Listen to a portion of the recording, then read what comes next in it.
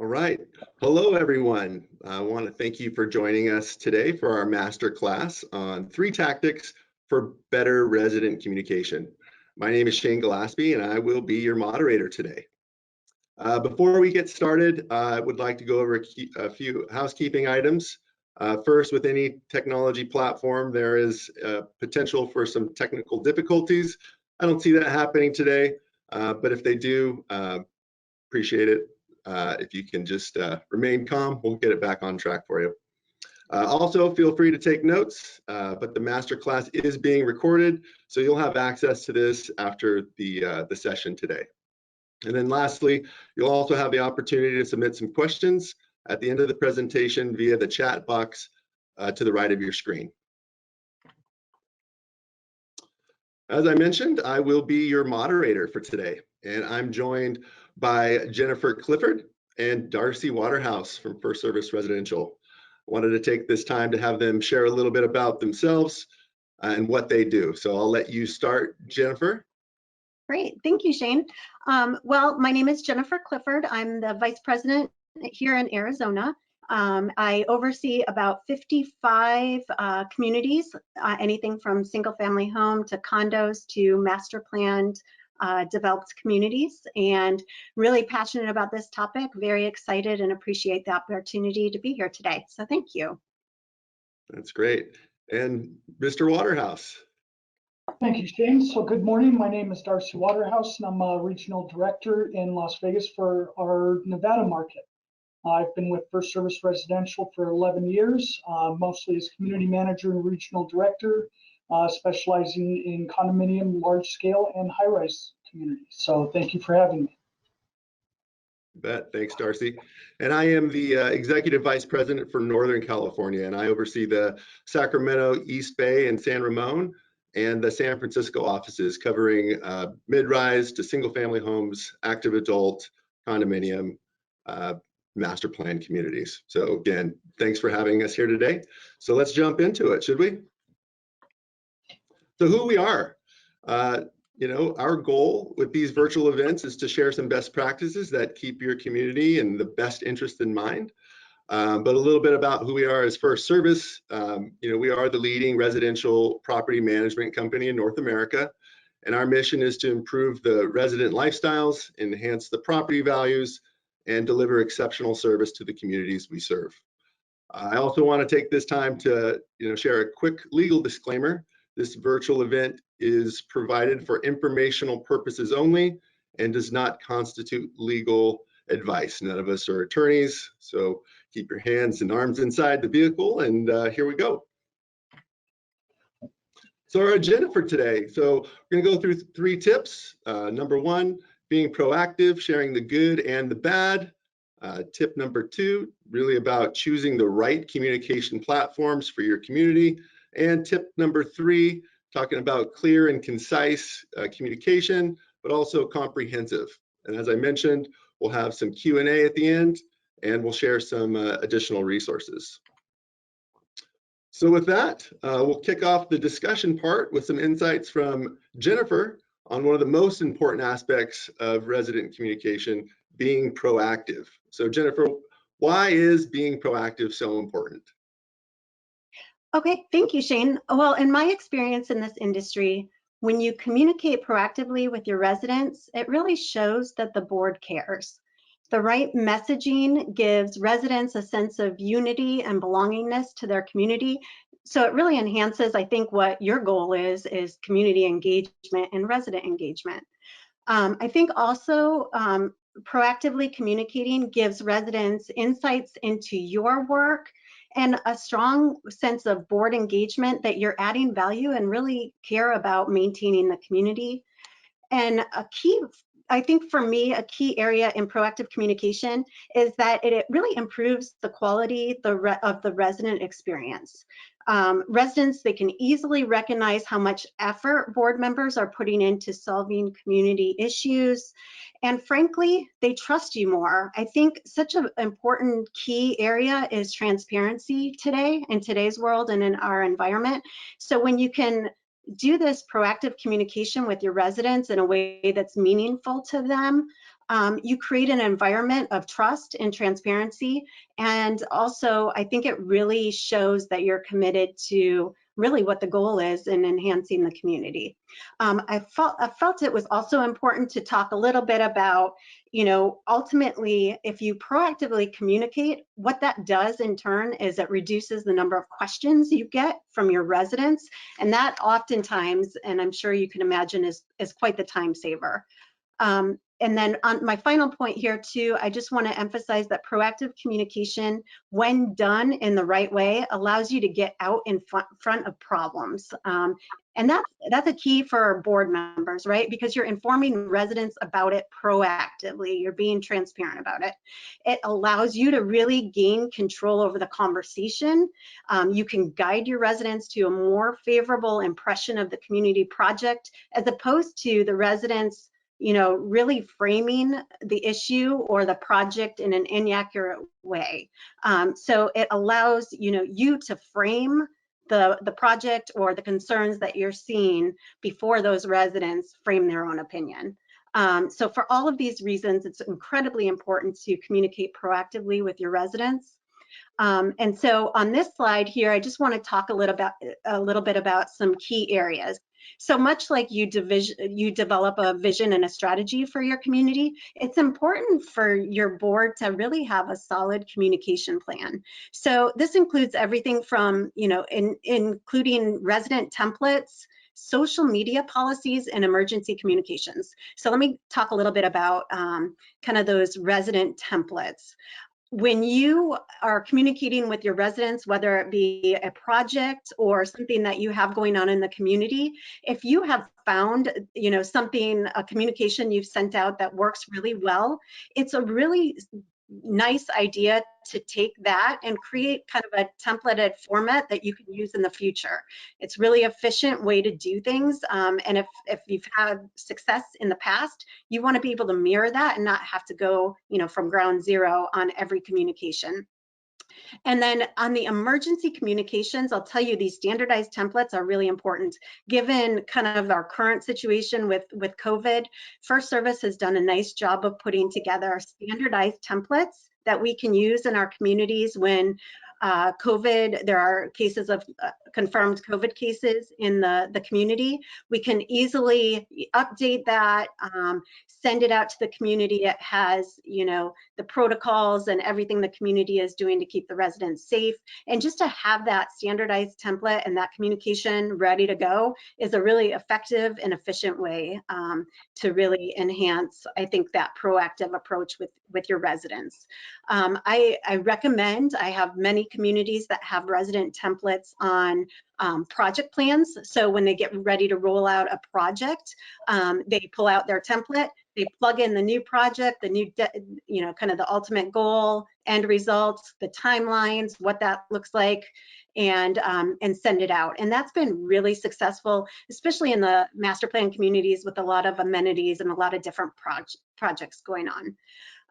The second point I want to reference here is sharing the policy and project changes immediately. So communicate before you start getting questions, kind of what we talked about, being able to frame it and really being proactive. And this applies to good news too. So I'll give you kind of a story of one of our communities. Recently, they added, the board was really understanding the demographics of their community. And so knowing that there were a lot of younger families with younger children moving in, and there wasn't a lot in the community for these younger families to do to stay in the community. So they ultimately decided to take one of their turf areas and convert it over to a playground. And the beautiful thing about this was they communicated very proactively well in front of when the project even started. They really talked about wanting to add value, keep the families in the community, beautify the community, and have this amenity on site. So they sent out kind of the whole project plan, the timeline, and in the end, they also included a picture of what the end result was going to look like. They had such amazing, incredible feedback. So anytime you can share proactively on great things that are happening.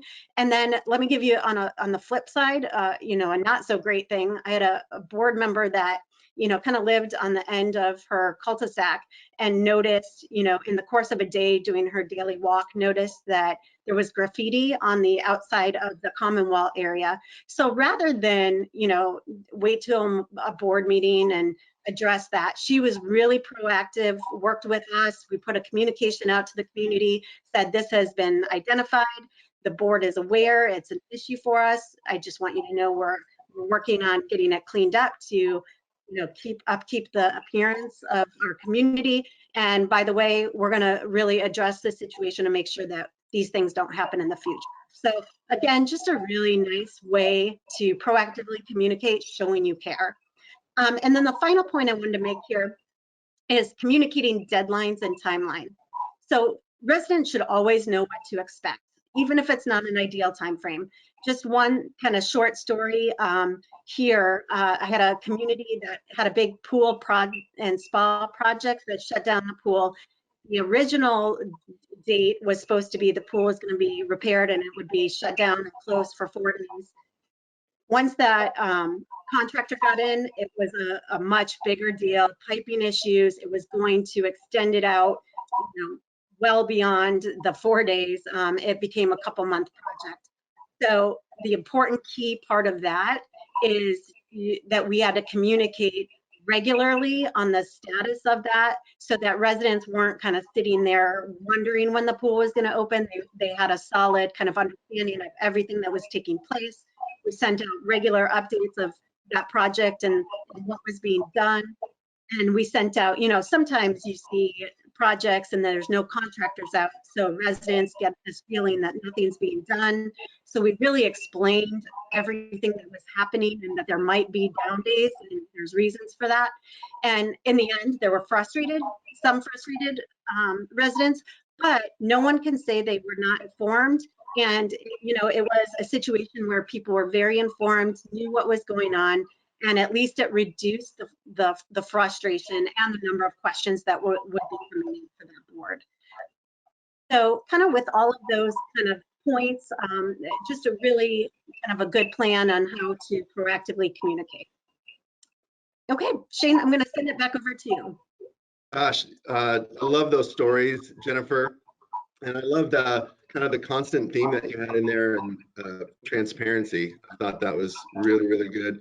So, if you were to kind of just summarize this and just tell me, like, what is the one thing that if you're listening to this webinar, what's the one takeaway that you would want them to have, for tomorrow? I think the biggest thing with proactive communication, it's a way to empower board members.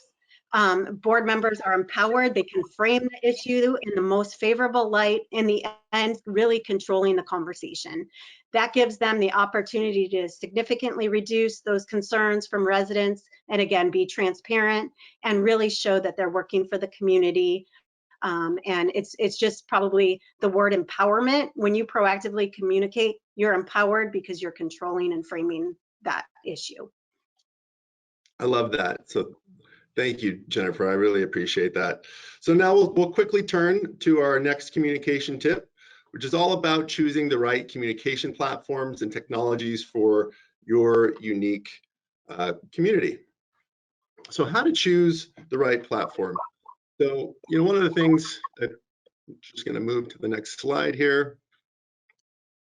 We want to survey, the community, and let's talk about that word for a minute, the survey, in a little further in depth.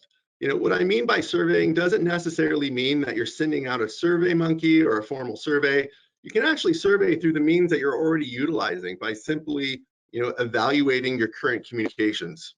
Formal surveys are a great tool, but those should really be utilized carefully and thoughtfully. Just to give you an example, I've worked with some boards. Most recently, I worked with a board that sent surveys or held town hall meetings for almost every decision that was made. And that's great. So when you talk about transparency, that's a great intention. But from my experiences, and those experiences in particular, what you start to notice is a survey fatigue that sets in with your residents. So making sure that the surveys are simple, they're easy to use, and with the appropriate cadence. So you're sending them out, in the right time that makes sense. And that'll be the key to, really receiving good feedback. So, that's when you talk about what platforms do they use the most as residents, are they checking their emails? Do they have a newsletter? If not, do we want to send a newsletter? Is it a hard copy? Is it a soft copy? One way to evaluate that need is really if you're getting multiple questions. So the bullet I have down here, and so we'll just kind of switch to the second line here where it's, evaluating our communications. If you're getting multiple questions or the policy is being ignored, it might be a communication error, or you might be using a platform that just doesn't resonate. So, not following policies is a tricky measurable depending on the issue. But items such as, applying for an architectural application, receiving a parking or gate pass, those would be areas to note if the association has continuous questions and challenges on those processes. I know in board meetings, we've had lots of discussions of, why are we talking about this again? And so when you get to that point, it's important to recognize that what we're doing isn't making sense. And so it's time to adapt. And so that brings us to that third point. And that third point is really encompassing like the partnerships and collaborations. So something to take away here is, partner with your management company or your management team and learn what strategies have worked well with similar boards and communities that they've managed in the past or that their networks have managed. You can see here today as an example, we have a great network. We're here to absolutely utilize and take advantage where, I don't always have the right answers. Darcy might not have all the right answers, but we kind of learn from each other's experience, we connect, and we figure out what works and what might be the best fit of technology. And so, the technology is just so important. And, as we kind of progressed in this COVID era, I think everybody has really gotten really good at technology. It's been very impressive with how quickly things have evolved. And so, you got to keep up with that. We have at First Service, we have a lot of technology that we use. Website is a very common landing page for, residents to connect. And certainly through those platforms, we can track and figure out, who's utilizing those tools, who's taking advantage of those systems. That's really great. But you gotta weigh on those different methods because they're not everyone's going to be the same. You also have to consider social media. So Facebook, Nextdoor, those are all very, very popular. And we just got to be really careful. And so I'm just going to take a step up here on my soapbox for a minute. And, when boards create guidelines, it's just really important to stick to those guidelines. And if your guidelines don't include social media policies, they absolutely should. Because the fact is, as a board member, you can never really take off that board member hat. And so if you're, creating a platform through your own personal Facebook that you're talking about association items, you're speaking on behalf of the board. And so, it's just really important that you understand that everything you say, everything you do really carries a significant amount of weight. So I'll step down from that soapbox now and, kind of gear towards the next topic, which is Darcy's topic. And that is, being clear and concise in our communication. So Darcy, with that, I'm going to kick it over to you and kind of let you bring this home for us. All right, thank you, Shane. Excellent points there. Jennifer, you as well. So as a board member, as a team, you've figured out that you do want to send a communication, that the timing's right. You're choosing the method based on best practices and what you've already done. So to kind of take the next step is to look at the style, the substance, really your content. So your style and substance of your communications is just as important as the frequency and type of platform that you're using. So that, and we've all experienced, we've sent out communications or we've seen communications and received them to where they weren't necessarily ideal. So they came, maybe they were a bit tone deaf, they created more questions than answers, and you left yourself wanting more. So As board directors and as residents, you know that these are your neighbors. You're going to get feedback. You're going to get the responses. They could be your neighbors catching you in the lobby, the elevator, somewhere on property. So communicating the correct way the first time is going to really flex those communication muscles for you. So style and substance matter. Your message should be well written and easy to read. While drafting and reviewing your message, make sure that it is clear and that you are identifying potential questions and work to answer them within your message. So a good example there, instead of just sending out a communication stating that the pool's going to reopen April 1st, think of what questions residents are going to have. What are they going to come back to your management team or you as a board member with? So it might be helpful to include the hours of the pool. Pool's open from 8 a.m. to 6 p.m. or 10 p.m. or whatever that is. How do you obtain a key to the pool? What's the cost? Maybe a reminder, because last season there was a lot of issues with glass in the pool area. So just kind of a quick reminder. You definitely want to keep it concise. You don't need a 2 or 3 page dissertation to provide all that information, but definitely clearly explain what needs to be done. If you're expecting action from your residents, definitely make sure to explain that. It doesn't hurt to explain that a couple different ways, different parts of the message. So of course, don't forget the why in your message. Include how this communication ties into your mission and shares how the project or policy will ultimately benefit residents and the association as a whole. So let's take a look at what this looks like. So we do have a couple of communication examples. A couple of these are actually from my experience, real world examples. This first one here kind of started out as a nightmare scenario, kind of continued to get worse, and then the board hit reset and ended up with a very successful project. So this one in particular, the association was getting some feedback that their main entrance gate needed a refresh. It was getting pretty faded. So a couple homeowners were responding or providing that feedback and providing some options and feedback that they wanted to make a pretty drastic change to the paint scheme. So 5-member board, none of them were particularly strong-minded about it, didn't really care one way or another. So they just asked the manager, hey, let's survey the residents. So the first example here, version A, went out. Basically, please respond with your color suggestions. And if you have any thoughts or feedback, thank you for your time. So where it kind of took a turn is they got about 30 different responses with 30 different paint color options, and they created a whole much bigger project than it needed to be. And although the board wasn't very particular or this wasn't one of their top priorities, come to find out, some of the residents were very, very passionate about it. So it got extremely political. People were at board meetings pretty much yelling and screaming. In this case, actually, a couple homeowners moved out because it just got very personal. So board were at a loss. They couldn't make a decision. The manager kind of stepped in, suggested doing the timeout, and they sent out a new communication.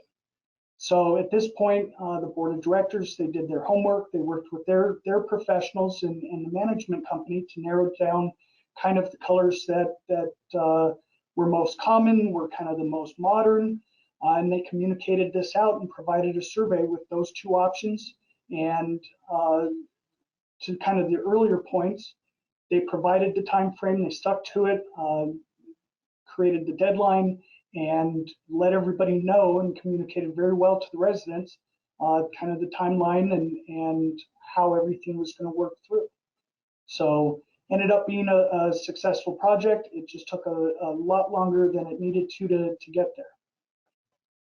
So we do have another example here. So as both Jennifer and Shane both alluded to, COVID is kind of the main topic these days for pretty much the last year. So when we're talking about COVID and we're talking about sending out those communications, obviously we're dealing with very sensitive information. So we're dealing with legal issues. We can't provide personal or confidential information. So with that, the board and the association are very limited sometimes on what they can provide. So I've seen version A in different versions be sent out, just something very general. The board thinks that they're acting with good intentions and letting the community know that there was a positive exposure within their community. Unfortunately, sometimes not enough information goes out, and this is a perfect example as to doing that and creating more questions than answers. Naturally, people are going to be curious. They're going to wonder, hey, was I exposed? What are the next steps? Who was it? Was it the neighbor over there? Was it a board member? Was it maybe a staff? So leaving it open-ended and being very, very broad with that sometimes can create more issues. So version B is a perfect example of something that First Service Residential created as a template. We've worked with our attorneys, our legal counsel, our HR teams to provide a very well-crafted and inclusive communication. So this is a good example of something that as our community managers receive a template, we're able to customize that to your association. And just to kind of walk you through this, so it is providing that exposure in order to answer the questions before they are answered. It's providing that, hey, we do have to protect the individual's personal health information, and fortunately, we're not able to let you know exactly who it was or necessarily when it was. But hey, let's also communicate and remind our residents, here's the CDC guidelines, and here's some quick reminders how to prevent further exposure. So, so in summary, the communication, the content is really important. That it's very well thought out, that you're answering questions before they come, that it's clear, concise, and that'll go a long way in communicating with your residents. So with that, I'll send it back to Shane. Thank you. Darcy, that's awesome, man. I appreciate that. One of the things that really stood out for me was, anticipating what those next questions will be and including that in the original communication. I think that's really great. It's, sometimes we kind of forget that these simple concepts can really play a huge piece in being effective communicators. So thank you for that. Very nicely done. And thank you to Jennifer. Thank both of you for speaking today. You guys are phenomenal, and it's funny in this environment. I'm just as close to them as I am to the people down the street with the technology. So it's been great in that regard. But with that, let's take some time to open it up to your questions. You can submit a question on the chat box to the right of your screen. We'll do our best to answer them. And if we don't get to all of your questions, we will answer them directly after the webinar is complete. I see some familiar names, so I will make sure that we all follow up with you on those as well. So again, thank you, and looking for those questions.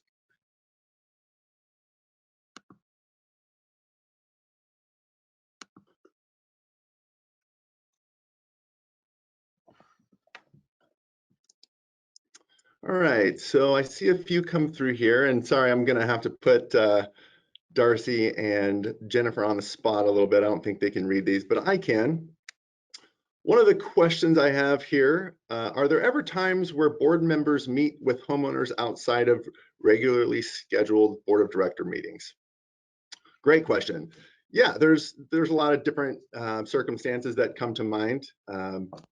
Board members do meet outside of these regularly scheduled director meetings. One platform that I've witnessed success in is the Meet a Board Member event. So what is great about this platform is it allows members to have a little bit more of an intimate discussion with the members and share a vision of the board.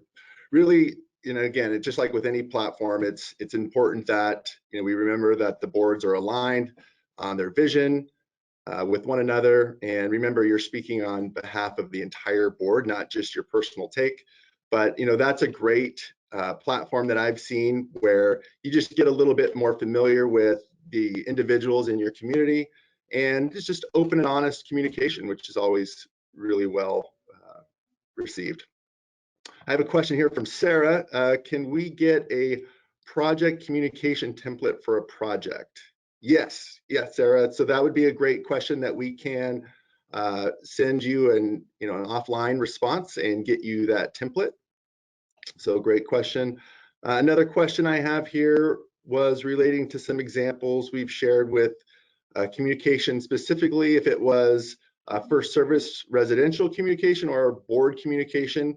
And that's a really great question. So, just like your fellow board members, our message would be in collaboration with the board and in alignment with their goals and their vision. So typically those types of communication, when it's specific to the association, are whether it's a directive from that board, certainly there's a lot of review that takes place before sending those out.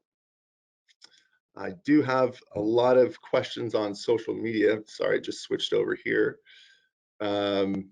So actually, how about Darcy? Let's see if you could take this one. What is your opinion of using social media like Nextdoor or Facebook instead of just using emails or electronic bulletin boards on the community website? Yeah, so that's definitely an excellent question. I've seen some very excellent uses of those mediums. I've also seen some nightmare scenarios. So I know Shane mentioned in his part of the presentation earlier that you really have to have a very strong social media policy, and you really need to stick by those policies. So you need to set those parameters. Some of the nightmare scenarios is you just kind of create an open platform, and anybody that spends any time on Open Door kind of knows that it can very quickly become the wild, wild west. So you want to have some common sense filters. You want to have similar to how you're running your board meetings, you've got to have it's set up to where there's just really strong parameters and guidelines so that people aren't being abusive and creating further issues. So yeah, the main point is definitely have those strong procedures, but most of all, just definitely enforce them and stick by those. Got it. Darcy, I'm going to stick with you here for a second.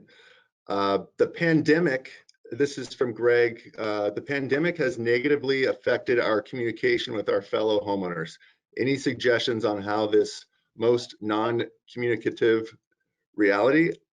So I guess, how are you communicating in the pandemic with people being disconnected?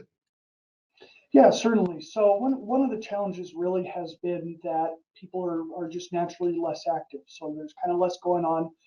And kind of on the flip side, a lot of our communities are seeing a lot more people are staying at home and a lot more people are around the community. So in some ways, there's more activity locally, but kind of less going on globally. So a lot of it is what I've kind of experienced and what's really worked for some of the associations I oversee is really just trying to find the good and also communicating out that you're looking for positive stories, that you're looking for contributions. I know of a association recently that kind of just totally revamped their newsletter. They did have a homeowner that does specialize that in kind of their professional life, but they became a lot more proactive at reaching out to the active community members and taking maybe some of the detractors, some of the people that show up to the board meetings and aren't necessarily so happy, but asking them to contribute, getting them involved, and doing more of that. So definitely a great question. There's a lot of different ways to go about it, but usually you don't want to communicate bad things just for the sake, or you don't want to look for negative things to communicate. You want to search out more positive and have a good amount of your communications be positive. So just definitely look for those success stories, look for the things that are happening positively in and around your community, and figuring out kind of the best avenue to communicate that out. Thanks, Darcy. So I will give this one to you, Jennifer. I love this one. So I'm involved, this is from Charles, I'm involved with a 55 plus community. So residents think that they are entitled to many things just because of their age. How do you recommend dealing with the 55 plus crowd who don't always read and listen? And I love that question because, what do you mean they don't read and listen? I mean, we get a lot of that. It's a great question. And Jennifer, I'm curious if you have some, insight into that. Yeah, I think that's a good question. And it's just a matter of, staying in front of it and constantly educating people on, just certain things and restrictions on what we can say and can't say. There's a lot of, especially with COVID, there's a lot of restrictions on, being able to share specifics. And so we just have to educate people and keep that in front of them. They're going to have questions, that's a given, but it's just important. And that's why in the proactive communication, it's just important to say up front, we're giving you as much information as we can. However, we can't provide specifics. So I think it's just, a kind of a sign of the times. You just have to be proactive and saying there are certain things you can't say. I think that's the most important point, and just educating people, is incredibly important. Thank you. Another question I have here is from Anne. Do your community managers monitor next door and correct incorrect information? So I'll answer that, and it's kind of a yes and no. So I think it's important to be aware of, what the community is expressing. And obviously there's many different platforms, and it would be impossible to have, any staff monitor, the tone or the pulse of the community through various channels. And so for this, just kind of, to reiterate what Darcy had already explained, it's about controlling the narrative and controlling the platform in which we communicate to the residents. And so if they are using Nextdoor as an example, you're not going to get a direct response, because now you're setting a precedent of responding and utilizing that platform. And so I'm guessing most boards wouldn't want to do that across, the 1,000 different options that are available. But what you can do is, if you see those things, if there is an account, I'm not saying you should do that. Quite honestly, I would say kind of steer away from that. But if you are to do that, if you just feel that need to respond to some of these things, it's just maybe it's a cut and paste into the actual portal that does have the correct information. So if you're utilizing, our Connect website or your association's website, give them the link that they are referencing, which would perhaps give them the more accurate information, rather than getting into a back and forth with a resident. Because I've been on Nextdoor in my own community, and I can see the rabbit hole that you can get down and into those things. So that would be my advice there. And then there was another question that popped up. Sorry here. It was about, do you use a board portal to organize board activity and communication to all residents? Is there a separate cost for accessing the portal? So the portal that you're referring to in First Service it's basically the everything that we use is within our proprietary system of Connect. And so when we're writing a work order or a communication, or we're updating color schemes in the community, those things are all being stored in our proprietary system. And then that system is then transposed into the website. And so there is no additional cost. That is just kind of the beauty of that technology, is that those things are just being updated as we work throughout the day. So if there's a violation and a board member wants to see what current violations or what pending tasks are there, it is up to date in the moment. And so when you ask about the board members view, there's a board members view and there's also a resident view, two separate things. Of course, the board are privy to more sensitive information, contracts and such. But again, there is no cost that is directly associated with that. And then I do have a lot of questions that are very specific to the communities. And I think with those, we're going to have to do a little bit more of an offline individualized response, lengthy. So with that, and just thank you all again for your attendance today, and thank you for volunteering for your community and giving back. I know it's kind of a thankless job in so many ways, but being a partner to you, just recognizing the extreme importance that those roles carry is, I just want to pass on our appreciation for that. And for those of you that have questions that are unanswered, I have all of those written down, and we will respond to those on an individual basis. So keep an eye out for those as we log off. So thank you again. Thank you to Darcy and Jennifer. Great job. Great seeing you guys. And I wish you all safe and well. Take care.